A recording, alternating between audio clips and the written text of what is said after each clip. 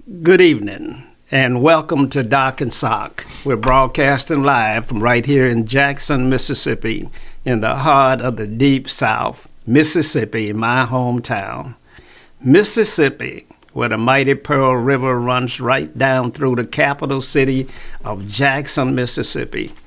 Jackson is a beautiful city. It was once called Chimneyville. That's because Grant came through here and burned everything down except Port Gibson, Mississippi. He said Port Gibson was too beautiful to burn.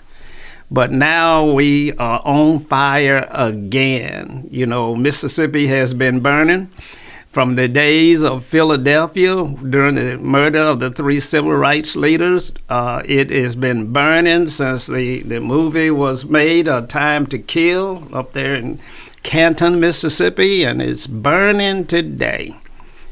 My home state, my hometown. Mississippi is just a town. There's less than 3 million people in the state of Mississippi, and 40+% of those are African Americans. Another 5% are Hispanics. And we're going to talk about the growing population in the Latino and Hispanic community and what does that mean for the rest of us. We're going to speak a little bit on that this evening, along with some other topics about harvesting of organs. What is really going on when bodies are being reclaimed without their organs? You know, on your driver's license, you are earmarking and saying that you're an organ donor. But a lot of people that are donating are not donors, and they are just suppliers. So we're going to talk about some things like that. We're going to get into the election with Donald Trump and what's going on out there with him in this world. He seems to be under more pressure than normal, and they seem to be getting some traction with dealing with the Trumpster. He's always been Teflon Don, and he's always been able to avoid any direct hits, but the courts now are beginning to send some misery his way, and we're going to talk about that, and we're going to talk about how blacks are supporting Donald Trump and why. Now, as always, if you're watching us on Facebook, we want you to share this program with your friends and family. We want you to send us stars. We want you to subscribe, become a fan. We need your support over there on Facebook. We're doing a great job. We monetized that platform, and we're proud to say that. Things are looking up for We Believe Digital on social media platforms.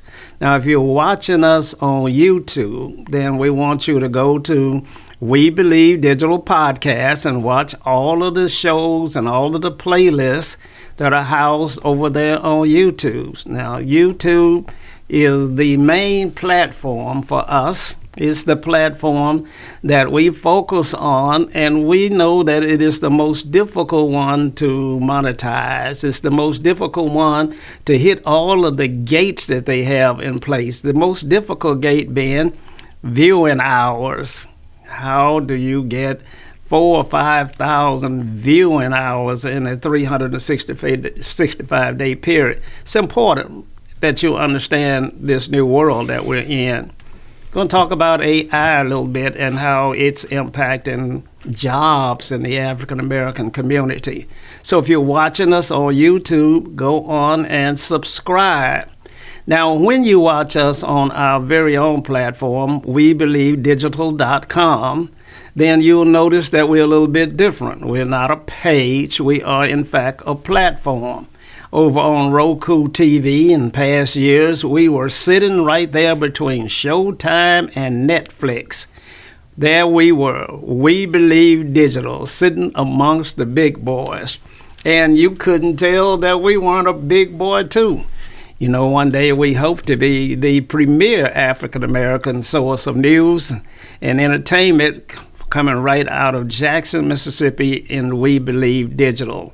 So We Believe Digital Networks also houses all of our playlists. We're reformatting that web page, and so it will carry our playlists as well. so that if you want to get a history on what Socrates Garrett thinks, you'll be able to go back and look at 3 years worth of shows. We have some 2,000 videos in archive on Socrates Garrett and the things that he stands for and believes.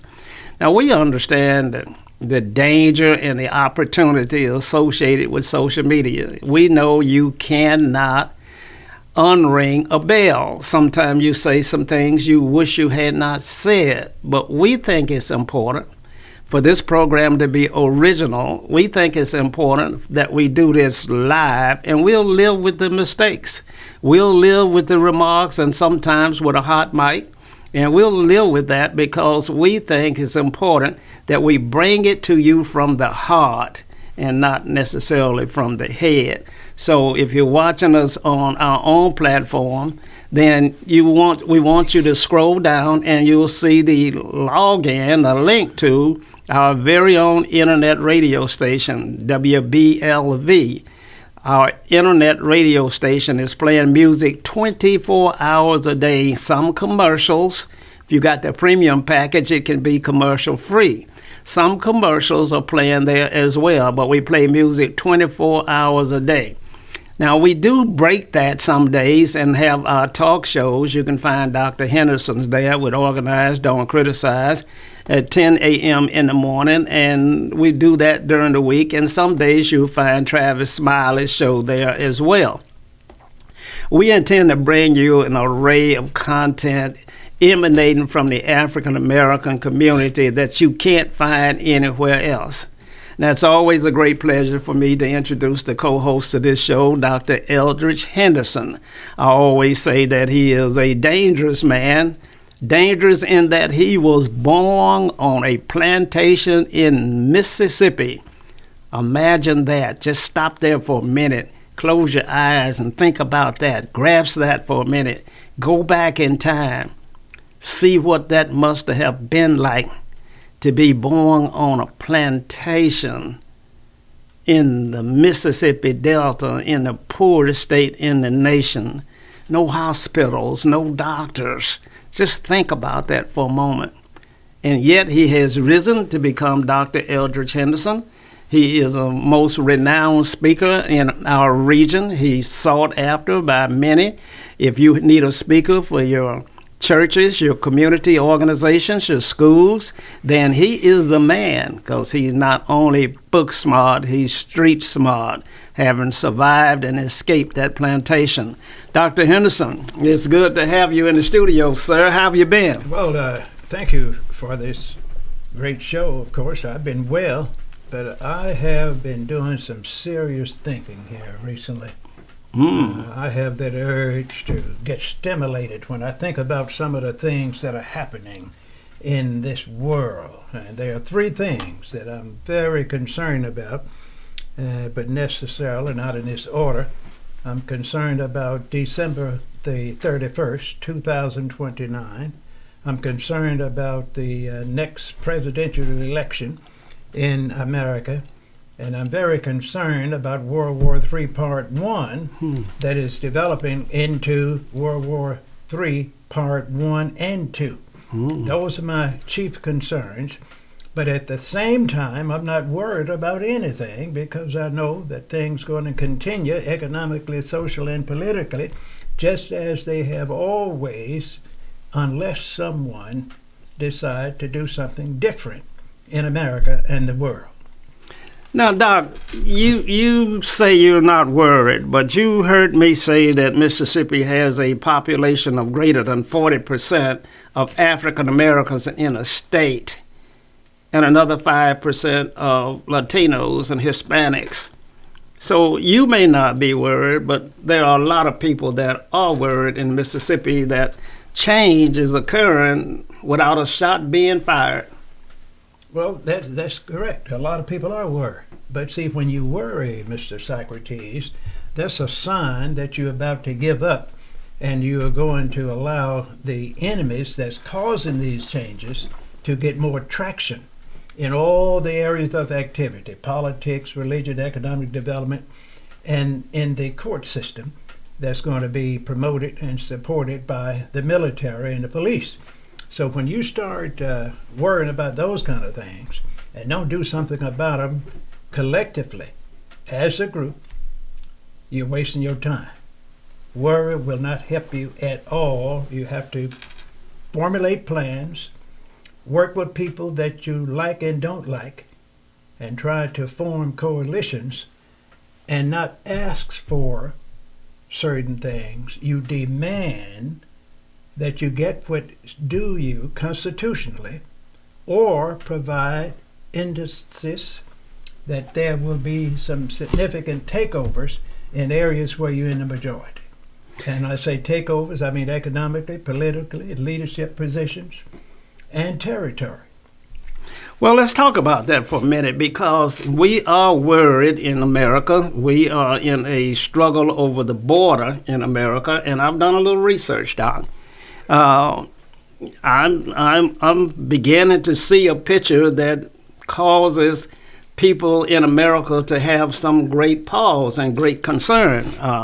The number of Latinos, Hispanics, and Mexicans that are coming across that border, at the alarming numbers that they are, many see that are displacing black folk that are already in this country. And as an African American, I find that, that's troublesome. Well, it is for some. That is the plan. I told you earlier that there's a date called December the 31st, 2029. That date is set, and I have been talking about this for 10 years. There's going to be some major economic shifts and changes in the black population in the South and the nation in December the 31st, 2029, if we continue to allow the Republicans and Democrats and international foreign ministers to do what they are doing. And when I say we, I mean black people worldwide. If you do the research, you will find that the population score is roughly 75% of the people in the world are black and colored, and about 25% are European white and yellow. Well, I can't see the impact of that, because that 25% still rules this entire continent. And speaking of continents, I was doing a little research the other day, and I recall I was taught that there are 7 continents. And those continents had an indigenous population. I don't know whether they all came from Adam and Eve or not. I don't know about that. But it appears to me that all 7 continents had an indigenous population. So let's take the continent of North America. The indigenous population there would have been the Native Indian. Not necessarily. Now, that was the aftermath.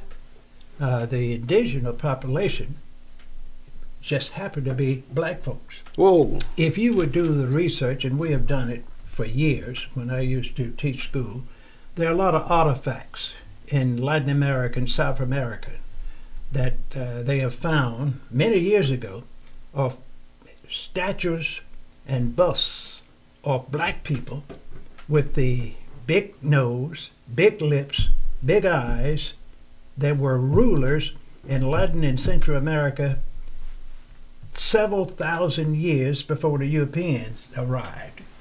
And they had that intermingling with the so-called natives that were not black. And then the Europeans came in, and they started mixing with the blacks and the natives and created another group which today we call Hispanics, or Spanish people speaking non-Europeans. Now, people don't have to like that, but it is a fact. And that's what I call the new man, the man that was created by other groups. Now, it is bad to say that God didn't have a lot to do with that, because he created the original man, the Africans, and they moved throughout the continents, throughout the world first. Now hold it there. You want to tell me that the original man was an African and he originated on the continent of Africa, but you want to tell me that he migrated to North America and South America and Australia, Asia? You want to tell me that the African did all of that? That's a fact. Historically, the research can verify that. And when you find the real news on these matters, you will see that when the blacks got to those areas, they were in India, China, and Russia, and all of these places, the so-called Middle East, Latin America, by the thousands. They had their own culture, their own language. And as the other groups moved and migrated, just like the Africans, they were separated sometime for 400 and 500 different years, but with migration and food and climate change and so forth, they always had a chance to get together. Usually it wasn't peaceful. So some civilizations were wiped out, others were integrated through assimilation, and others were totally wiped out through violence, and especially in Australia, in America, and many other nations. It has just been man-made chaos and hatred, as they are showing today. Throughout the history of the world, man has always did his best to dominate and kill others in territories that they want to acquire. They didn't do it in a friendly manner. They used force, poison, slavery, assassinations, and they're doing it today. When the Europeans and Americans hate someone in another part of the world, their presidents and leaders have them assassinated.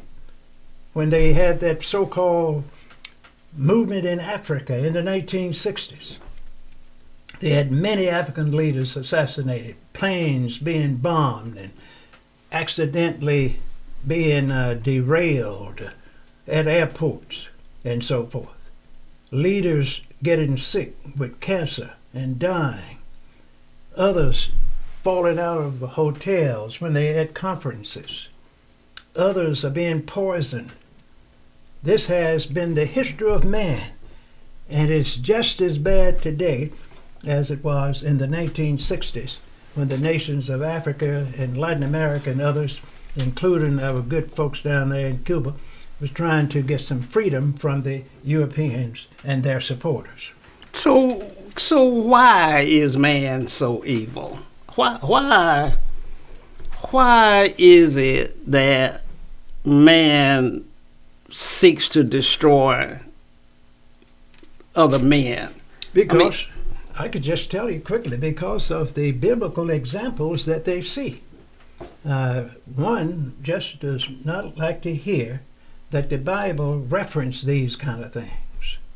The Bible shows with the early man that there was a lot of disharmony, where when you just had a handful of people, you had dishonor among the men, the brothers and sisters, father and son. Even in the so-called false garden, they had some disharmony there, and they put a lie on a snake, and Adam and Eve, and all kinds of things. And that's why you had your good boy Noah to come along, because allegedly God said, these men that I made, these people that I made, are totally worthless. I can't even find 10 good ones that's alive, and I'm going to destroy them all. Now I'm paraphrasing a good bit, and he decided to kill them all. In time the boat landed over there in the Middle East on Mount Ararat, somewhere up in that area, before Noah and his boys and sister-in-laws and daughter-in-laws could get on land, they were plotting and planning to do the same thing. And then if you read the book, the Lord is still not happy with man, and he said, I didn't punish you all enough during the flood. He said, this was too gentle for you. Even though I killed you all in a long period of time, but next time I'm going to get rid of you almost in an instant, because there's going to be fire next time. And this fire is going to be what I call World War III Part 2. It's Part 1 now. It's going to be the nuclear bomb that's going to be dropped by some erratic president or leader somewhere in the world. They're going to use the same policy that the United States used to end World War II in Japan. They used the worst weapon, the most destructive weapon they had during that period. And man has never made a weapon that he has not used. Never. And it's going to be used. But now the good part about it, I don't think if you're 65 or older, you're not going to worry too much. You don't have to worry about it too much. But if you're 65 or younger, you might have to be very concerned, because all we are going to endure is World War III Part 1 in the next several decades. So now, you describe World War III Part 1 and Part 2 as part of God's plan. Now, I've not heard that before. Well, people don't like to talk about that. Well, you bring up the point that God killed everybody but Noah and his family. That's right. And you now say he's going to kill everybody again because, according to you, God said he couldn't find 10 good men. Matter of fact, he really couldn't find but one. And the only reason... It's in the whole world. In the whole world at that time. And the only reason he allowed the boatmaker's sons and daughter-in-laws to go, he just wanted to have a unit where they can start a new population in the world. Well, he didn't necessarily have to do that. I mean, he could have created a new man like Adam if he God wanted doesn't to. do the same thing over and over. He does not do the same thing. His creations are always different and more progressive. But he is a mean God. It seems to be, I was about to say, it seems it becomes more harsh. It is. You Most describe fire as something that is worse than the flood. It is. It's going to get rid of millions and millions within minutes. Well, we got to go to a commercial break, and we got a lot of the things we got to get to, but how can man turn all of this around and avoid this catastrophic event that you're describing? It's very simple. Man can put his foot down and say, from now on, I don't care what's going on, I'm not going to be subjected to racism, classism, caste systems. I'm going to be the dominating force in the area where I'm in the majority, and I will control certain areas of activity, even if I have to start a war to do it. Now, we're going to go... That's the way you get respect, Mr. Socrates. Well, being a coward will not get you anywhere but more years and centuries in slavery and division. I thought you were a minister. I am. I thought you understood that turning the other cheek was part of your lifestyle. No, sir. Only when you turn the other cheek, which is good. The Bible referenced that. But you got to be reaching for a self-defensive mechanism. As you turn the other cheek. Oh, yes. You will be a fool not to. Because if you allow cowards to come in and dominate you and you turn the other cheek, they are going to be emboldened to be more aggressive and kill you or beat you to death right on the spot.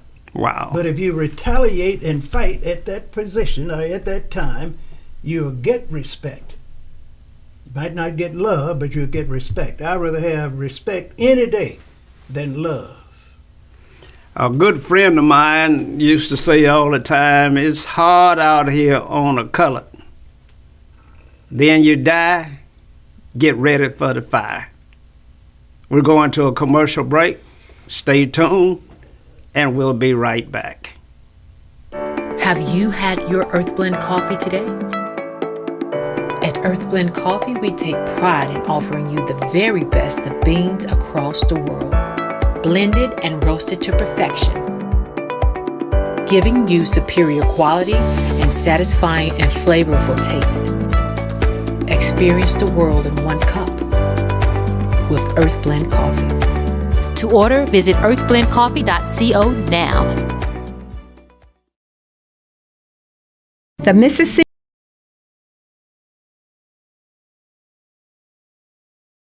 Link is an African-American female-owned newspaper with a trusted voice that is highly respected throughout the city, state, and nation. Our motto, Keepers of the Knowledge for People Who Speak the Truth, since 1993. Link significantly influences the thoughts, attitudes, and buying decisions of its readers. Call us at 601-368-8481 for your advertising needs. If you would like to receive a newspaper in the mail each week, our annual subscription is only $52 per year. That is only $1 per week for you to stay informed regarding many stories that you can only get in the Mississippi Link. Sign up today at themississippiLink.com and click on Home Delivery.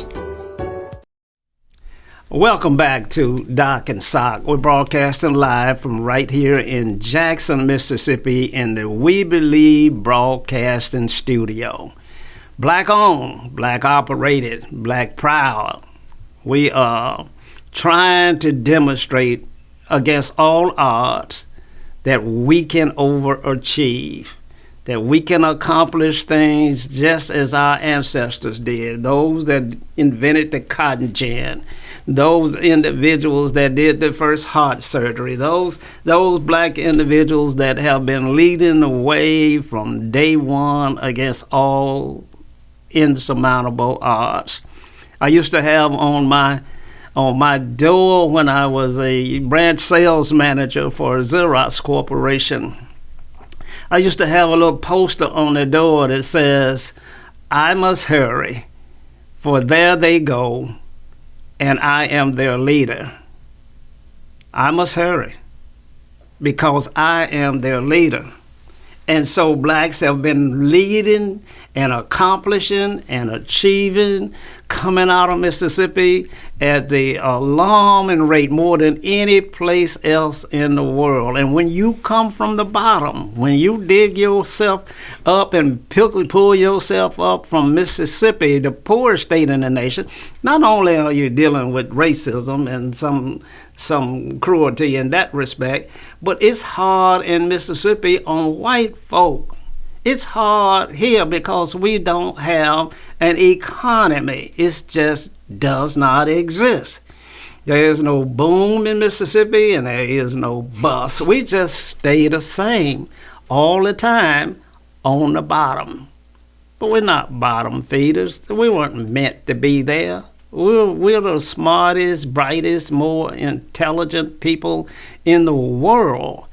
It's just been this thing of economic proudness, of opportunity, and the division or the lack of the division of the economic pie. We want to keep everything on one side of the aisle. That's caused us to act like we have acted and caused us to turn on one another at an alarming rate. It's not that we hate one another. It is that we are afraid that I won't have anything to eat, that you are going to break my plate. My standard of living is going to be lowered. Remember that in the South, there were more millionaires in the South than anywhere else on the backs of slaves. I get that. If I had free labor over here at We Believe Studios, we could do a whole lot more. If I had free labor, we could build highways and high rises right now today. So I get that blacks built this country and made white folk multi-millionaires. When they came to town to celebrate after the harvest, we have to be reminded, how did they celebrate? In Jackson, Mississippi, we had the King Edward Hotel. Back in that day, it was the most fabulous structure in the entire South. Memphis, Tennessee, you got the Peabody, where the farmers would come to town after the harvest and they spend their time and their money enjoying the largesse of their slaves' labor. So we get all of that.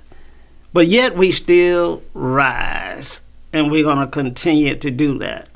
Now, my co-host, Dr. Henderson, has said some disturbing and alarming things this evening. And so, because we're short on time, I'm not going to go through the routine of what you ought to do if you're watching on Facebook, YouTube, or WeBelieveDigital.com. You know what you need to do there. You know what a donate button looks like. You know what Cash App looks like. You know if you want this program to continue and reach more people all across the world, that you need to support us. You need to advertise, you need to subscribe, you need to send donations. All of my friends in Africa that are hitting me on the comment section that says that I have no home in Africa. This is what my friend from Kenya said, that Africa is not your home. He says your home is America, but you're welcome to come. But this is not your home. This is my African brother in Kenya that decided that he would send me a comment to that effect. I get that. Because maybe I don't know where my home is. And maybe we do need to deal with that a little bit more. But Doc has said that the evilness in man caused God to destroy the world by the flood. And he is projecting and predicting that we are at maybe the beginning, or he may say that it has already started, the World War III, which in fact could fulfill God's promise that he'll destroy the world by fire. Doc, that's pretty egregious. That's pretty daunting things to think about. Why so? Why so? Well, God is a God of love.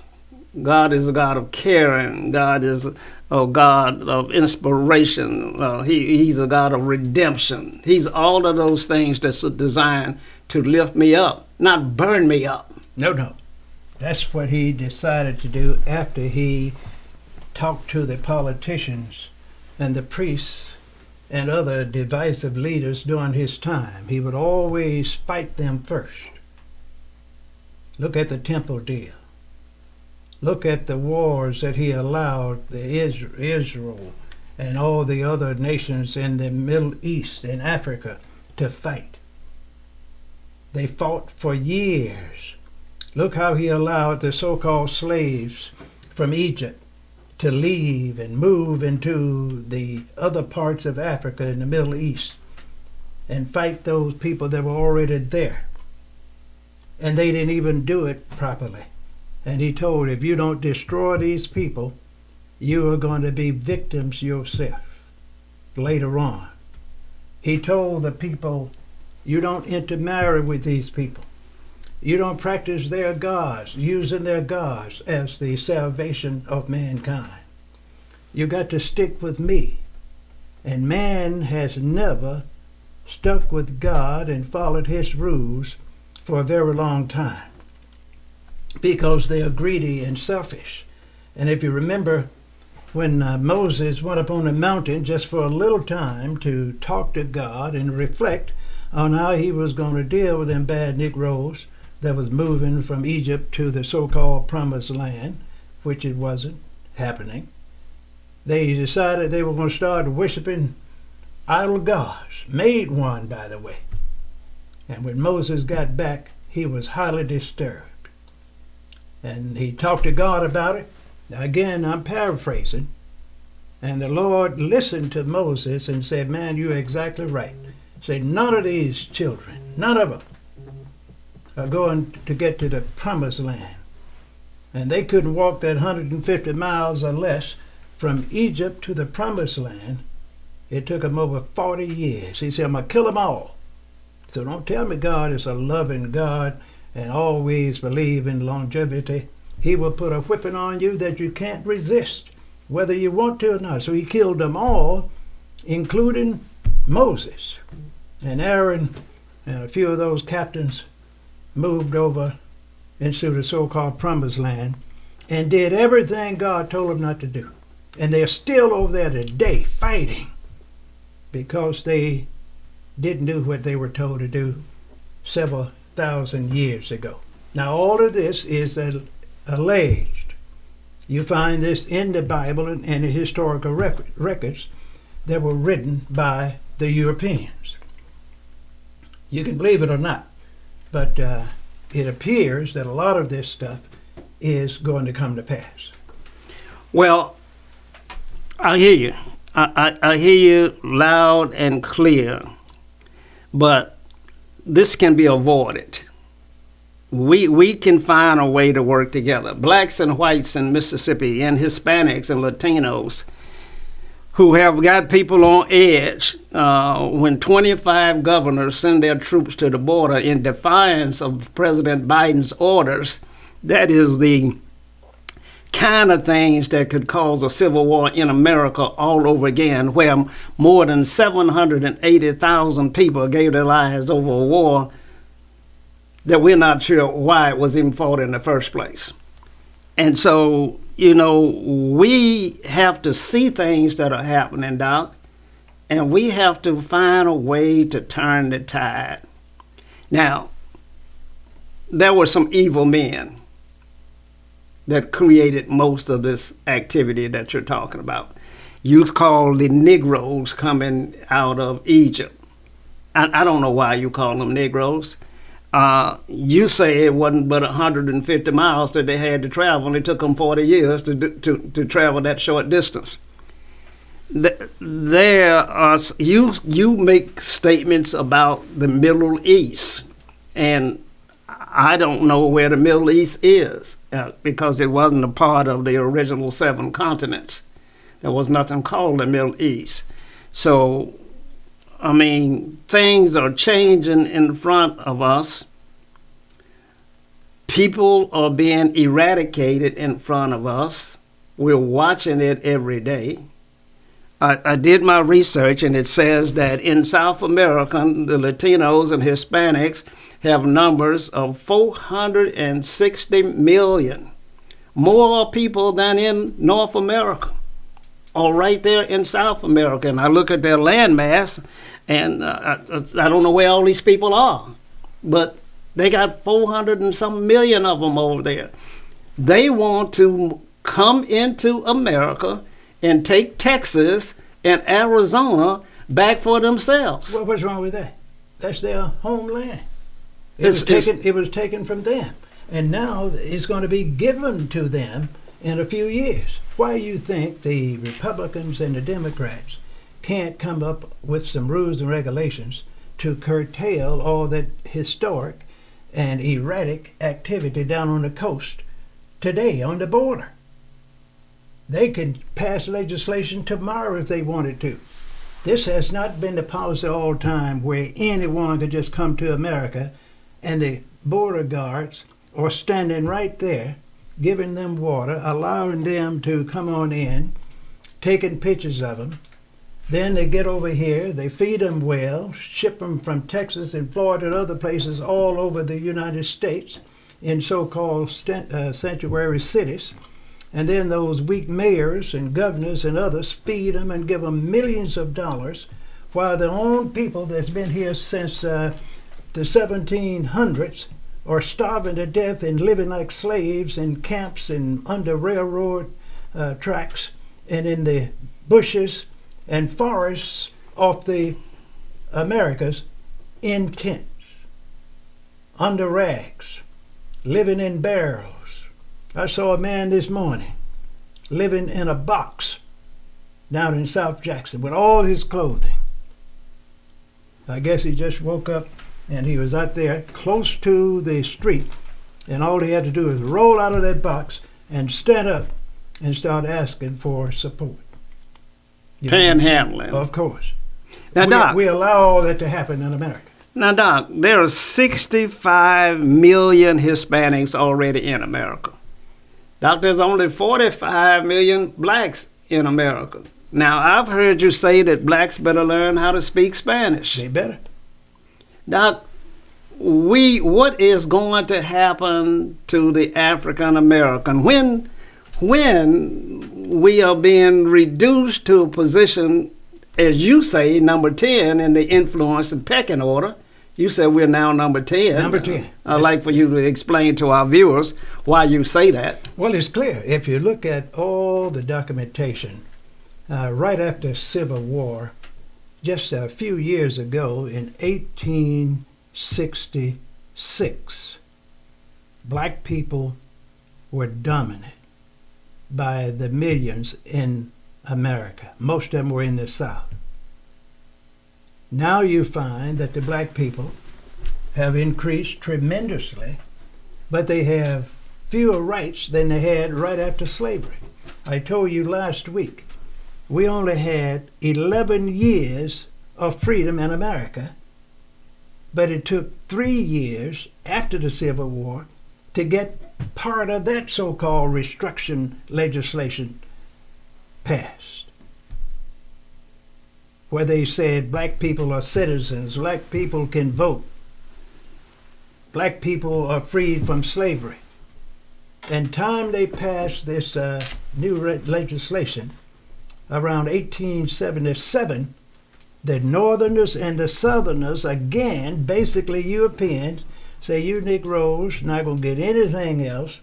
You have ruined this country by having us to fight for you to keep you in slavery. And now we're tired of you. We don't want you in New York City. We don't want you in Connecticut. We want you to keep your black behind down in the South and get back on those plantations. We're not going to give you anything. And we're going to give the people that fought us for 5 years a chance to get you back. You're not going to even get the 40 acres and a mule that they talked about. You're going to go back to those plantations and you're going to listen to us. We're going to pretend we're going to look out for your freedom and pass something called Bill of Rights, 13, 14 to 15 amendments, which mean nothing then nor now.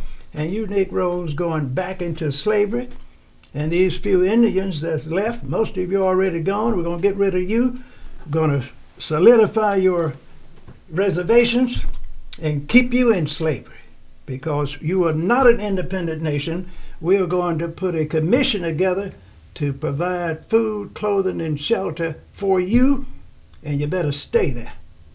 Except those few that we're going to try to marginalize and turn you to European Americans.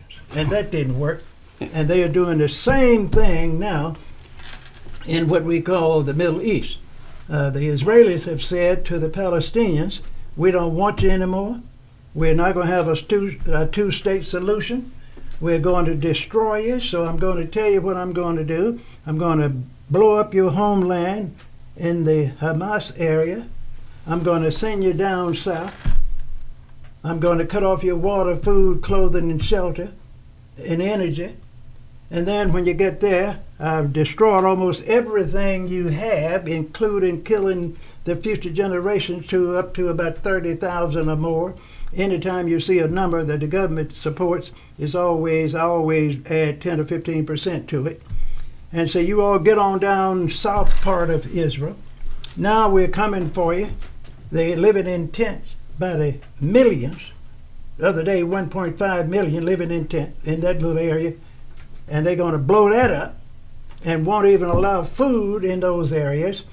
And the United States government and a lot of Europeans are saying to the Israeli leaders, you shouldn't be doing it, but we're not going to punish you. And the only country in the world that's saying something about it is those people, those blacks from South Africa.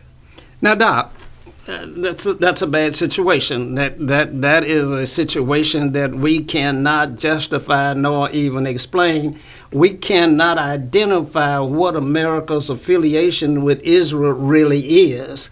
It is not in America's strategic interest. They have no oil. They have no wealth. And so we get why America is friendly with Saudi Arabia. They got all this oil over there. They're the wealthiest people in the world over in that part of the country, which is Africa, by the way, and not the Middle East. And so we can't understand why America stands with Israel the way she does. Why you can't understand that? Because they don't have any oil, they don't have any resources. We're not dependent on them for anything that I can see. Look, man, when I control the economic means throughout the world, through finance and communication, and the highest level of education in the world, I tell you what I want because you are my distant cousins and friends. You help me get where I am. I support you, and if you don't support me, I'm going to have you destroyed. The Jews are some of the smartest people in the world because they do two things that most people don't do. They practice a common culture. They have their own language that they don't advertise too much. But the hardcore Jewish people speak their common language, have a common religion, even though there are a lot of divergent groups within there. And they rule the world and have always used you rule the world, even during the time when they were prosecuted. And that's why the Jewish nations of the world and the populations were executed and denied human rights all over Europe because they loved each other, they spoke the same language, practiced basically the same religion, and believed in compacts and collective security and unification. Now, Doc, there were some tyrants there, short men with large egos, Hitler and Napoleon. So they were not men of great standing, and they certainly didn't understand God's plan. And so they went off on some tangent on a plan of their own. Now, but let me bring it home again. African Americans, we represent 80% of those that are incarcerated. All our black men,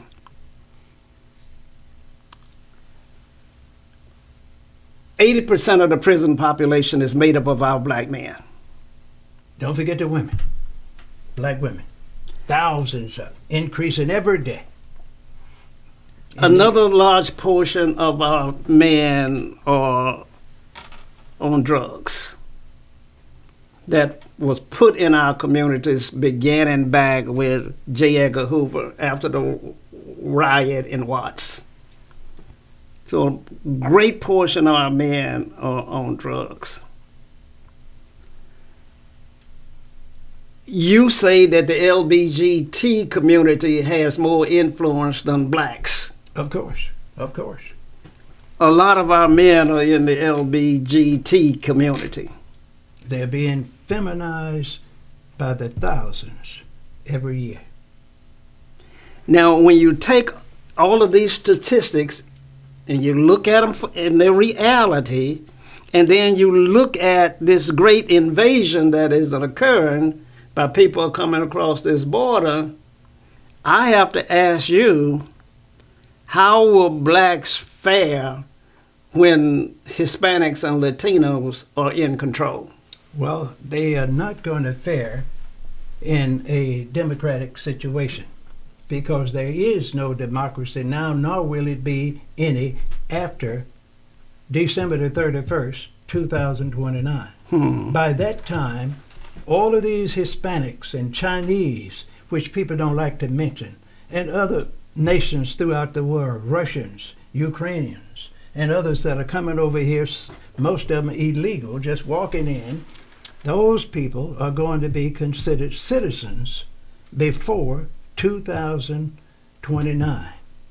Black folks are going to be totally separated from the fabric of America as far as people with responsibility and expect nothing from them at all from the government, and they will be in relocation camps in urban areas and rural areas, and they will not have the right to do anything but look at that little pass, find that little pass when they come out of the ghetto, looking for those little minimum wage jobs that they're going to allow them to have, unless they start organizing, building compacts, putting memorandums of understanding together with the churches and community organizations, buying and controlling areas where they're in the majority, building up the economic base, And then you're going to say, well, how can they build up the economic base? The banks are not going to give them any money.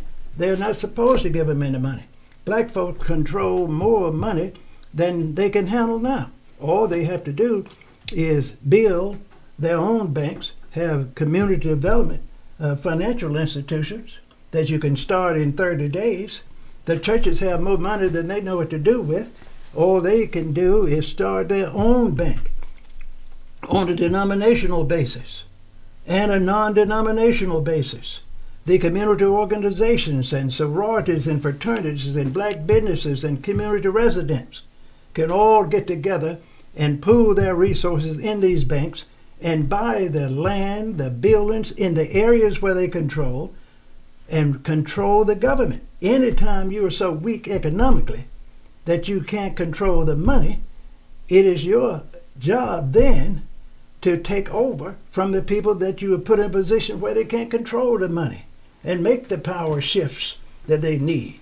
You keep them poor and broke, and you tell them illegally what they must do and how to do it, and you appoint your people to make all the decisions and spend the money, and then you will find that your people are going to get worse and worse. They're going to kill each other more because you say, if you come in my territory, black or poor people, I'm going to kill you. I'm going to put you in jail because I have my own judges, my own police, and my own territory, and you're not allowed to get there. Wow. Doc, we're running out of time, but I want to hit you real quick on rapid response things. Another inmate's body was returned without organs down in Alabama. What's going on?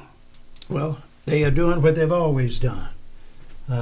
Body parts from poor people and black folks and other so-called minorities have always disappeared in America. They use them for medical experimentation.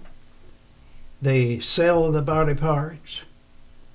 And many times the rich people have body needs, and the Chinese, the Russians, and Americans will get certain people that are not expected to be even considered as human beings, take their parts and sell them to others or experiment on them in the medical facilities.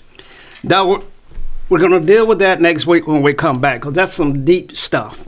Now, you tell me that New York City migrants are provided $53 million in prepaid credit cards for their families, while blacks receive hardly nothing. That's by design. It's going to happen all over the United States because they get these Hispanics and the Chinese and others that are coming over here ready for citizenship. Just the other day, some of those so-called Hispanic gangs beat the devil out of police and other folks, and they wouldn't even arrest them. We're going to deal with that. Get on out of here, boy. Go on down to get in that hotel that we have for you. Get some of that good food. We're going to deal with it. Now, in 2016, you tell me 12% of blacks voted for Donald Trump. In 2020, you say 16% voted for Trump. This is 2024. What do you predict? I'm predicting 21 to 22%. Now, the black people smart enough not to talk about it, and they are going to tell you and me and others, don't say that. But we are tired of these doggone Democrats, and we are going to change and go to the Republicans. But the blacks can control the Republicans and the Democrats if they want. All the blacks have to do in America, just America alone, is put an agenda together and tell both parties, we will vote for you if you do the following. We want 2 Supreme Court justices. We want so many state and federal program directors. We want to gerrymander the voting districts in favor of black people for a change. If we have 40% blacks in a state, we want 40% of the representation. So we want to have equity in the school system. You sound like you want to be a first-class citizen. That's exactly what I deserve. Now, Doc, we're out of time. Last question. Will Donald Trump defeat Joe Biden in the election? You ever heard of a person named Socrates Gary? Yes. Socrates Gary can beat Joe Biden in the next election if he chooses. Mr. Biden, time has passed. And the only reason Trump doesn't beat him is he could maneuver and delay these judges and these court systems from finding him guilty of a felony. And if he could do that just before December the 31st in 2024, he could be president again, because once he gets to be president for 2025, for the next 4 years, they're not going to do anything to him until after he serves his 4 years. Wow. We got to cut it off right there. We are going to talk about that some more, and we're going to talk about the role of Kamala Harris, the vice president, and we're going to talk about the slate of Michelle Obama when we come back with our next show. Now, it's been a great evening. We've had some difficult conversation. As Martin Luther King said, there are some difficult days ahead, as Doc has described. World War III, Part 1, Part 2, and many other things that are absolutely scary, frightening, and gives us great concern. But we're going to talk about our way out of this as we continue this show. Doc, your last comments for our viewing audience. Well, I just want the viewing audience to know that even though there's a lot of bad stuff going on, there are also some good things going on. Action Leadership Institute, Mr. Socrates, knows that there's over $600 billion of free money out there. Action Leadership Institute is providing a grant writing conference here in the what we call the tri-state region, with emphasis on what we call Hines, Rankin, Madison, and Warren County, where we're going to teach people how to write a grant and get something like $600 million. We also have programs going where we help people get that 501c3 certification from the tax office, the federal tax agency, so they can get that free money.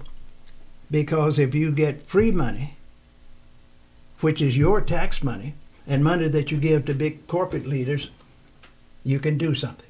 And all they have to do is call us at 601-201-1957, and we'll get them hooked up with this. And at the same time, black people and so-called coloreds throughout the world need not worry about anything, because they have until the end of this decade to change things, December the 31st, 2029. Building support, unification, compacts, collective agreements, all over the world. We're going to deal with Doc and these so-called coloreds theory that he is bringing forth. We'll be back with you on Thursday at 8 o'clock. Until then, have a great evening and stay safe.